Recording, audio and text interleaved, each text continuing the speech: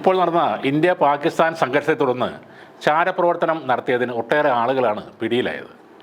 ഇന്ത്യയിലെ വിവിധ സംസ്ഥാനങ്ങളിൽ നിന്നാണ് ഇവരെല്ലാം പിടികൂടിയത്. നമ്മുടെ കേരളത്തിൽ നിന്ന് വരെ ഇത്തരത്തിൽ ആളുകളെ അറസ്റ്റ് ചെയ്തിട്ടുണ്ട്.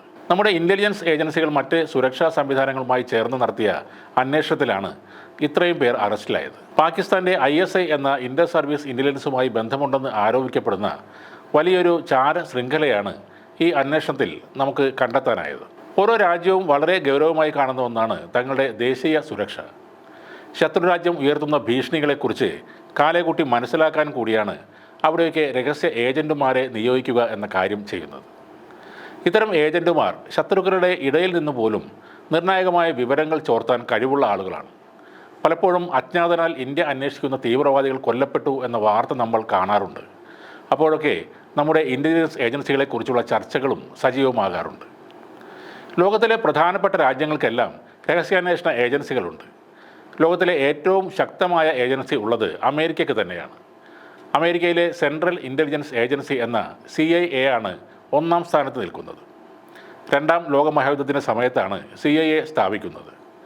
അതിനൂതന സാങ്കേതിക വിദ്യകൾ ഉപയോഗിക്കുന്ന ഇവർ അമേരിക്കയുടെ വിദേശ നയത്തിലും പ്രതിരോധ തന്ത്രങ്ങളിലും നിർണായകമായ ഒരു സ്ഥാനം വഹിക്കുന്നുണ്ട്.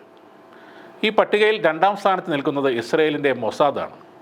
ലോകത്തിലെ ഏറ്റവും നിഗൂഢമായ അതേസമയം ശക്തമായ ഏജൻസികൾ ഒന്നായി ഇതിനെ കണക്കാക്കപ്പെടുന്നു. 1949 സ്ഥാപിതമായ മൊസാദ് ലോകമെമ്പാടുമുള്ള ഭീകരവേട്ടയിൽ ഇസ്രയേലിനെ വലിയ രീതിയിൽ സഹായിച്ചിട്ടുമുണ്ട്. മൂന്നാമതായി വരുന്നത് ബ്രിട്ടൻ്റെ സീക്രട്ട് ഇൻ്റലിജൻസ് സർവീസ് എന്നറിയപ്പെടുന്ന UK-യിലെ M16 ആണ്. ബ്രിട്ടൻ്റെ വിദേശ ചാരവൃത്തിക്ക് പിന്നിലെ ഏജൻസി ഇവരാണ്. ജെയിംസ് ബോണ്ട് സിനിമകളിൽ ഈ പേര് നമ്മൾ ധാരാളമായി കേട്ടിട്ടുമുണ്ട്.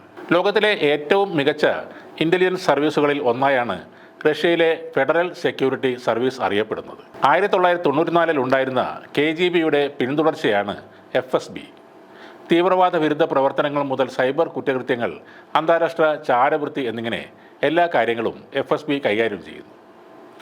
ചൈനയുടെ MSS ആണ് അവരുടെ പ്രധാന ഇൻ്റലിജൻസ് ഏജൻസി. 1983 ഇത് ആരംഭിക്കുന്നത്.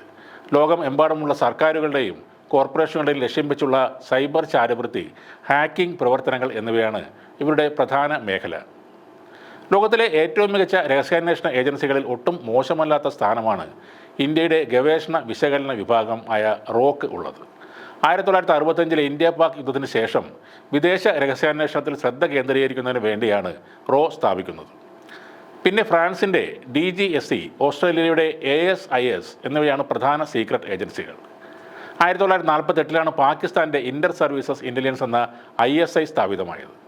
സൗത്ത് ഏഷ്യയിലെ ഏറ്റവും സജീവമായ ഏജൻസികളൊന്നായി ഇത് നിലനിൽക്കുന്നു എങ്കിലും പലപ്പോഴും തീവ്രവാദികളെ പിന്തുണയ്ക്കുന്നു എന്നൊരു ആരോപണവും ഈ ഏജൻസി നേരിടുന്നുണ്ട്.